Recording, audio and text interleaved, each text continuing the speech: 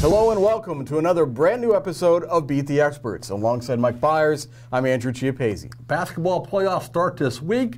The pairings meeting is Tuesday. First round games Friday and Saturday. AJ, let's look ahead to what we may see this year. You know, Mike, with 6 classifications, the schedule will be spread out as we begin the playoffs.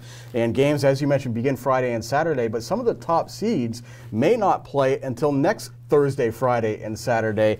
And it's going to be interesting to see how they handle it. We'll have games essentially every single day of the week except for Sunday over the next 2 weeks. Should be a lot of fun. And we do expect to be at the WPIAL Championships at the beginning of March because a few of our local teams look pretty good beginning in the postseason. And 4 teams on the boys' side really stand out to me. Moon in 5A, Quaker Valley in 4A, Lincoln Park in 3A, and Sewickley Academy in 2A.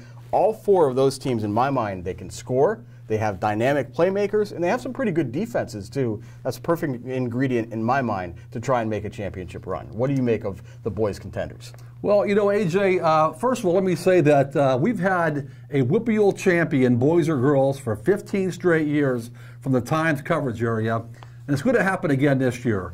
I think the most obvious pick is Lincoln Park in 3A. They've been the dominant team in that class all season long. They're ranked in the state rankings very high. They're going to be at the Pete, and I think they're going to win at the Pete again. Now, in 4A, we have Quaker Valley, which finished second behind Newcastle in a very good section. They're 20 wins, 20-2 so far.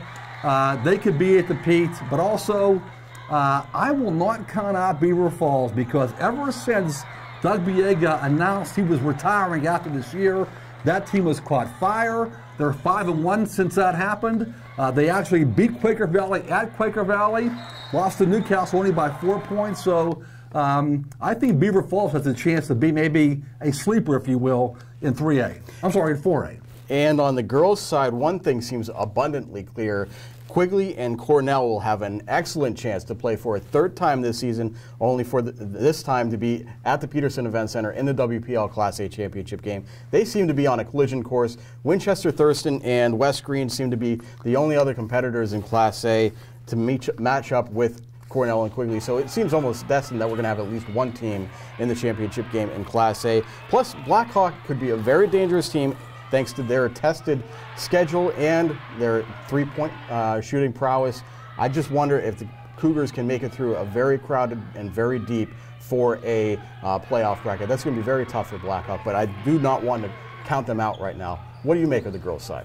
AJ, I think our best bet to have a team at the Petersen Events Center for a championship game is in single A. That'll be Cornell or Quigley Catholic.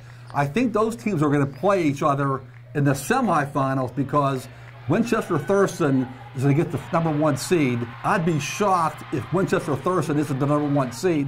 So if that's the case, Cornell and Quigley Catholic will be in the same bracket, side of the bracket. So if they meet again, it will be in the semifinals.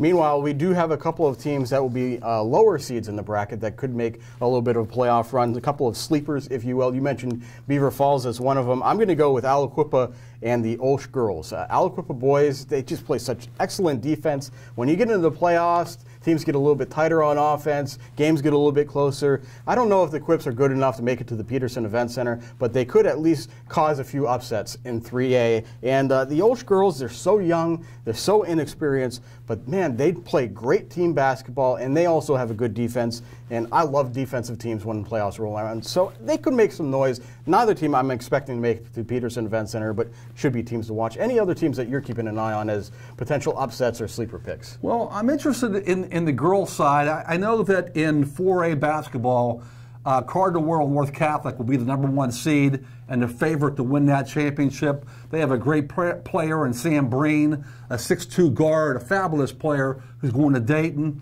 But Ambridge and Beaver, the 2nd and 3rd place team behind Blackhawk in their section, very interesting teams. Ambridge has a promising sophomore and 6'1" guard forward, Ayanna Walker.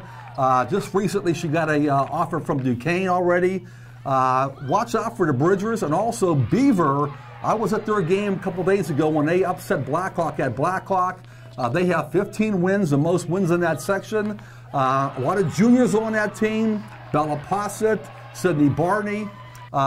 But a very intriguing team has entered the playoffs. Could be a sleeper to watch, the Beaver and Ambridge girls. Should be a lot of fun. The playoffs are about to begin. That does it for this week's episode of Beat the Experts. You can keep track of all of these games once they start this weekend on timesonline.com. And join us at noon Thursday for the latest edition of Game On the Record. So for Mike Bires, I'm Andrew Chiappazzi. That does it for now. We'll see you soon.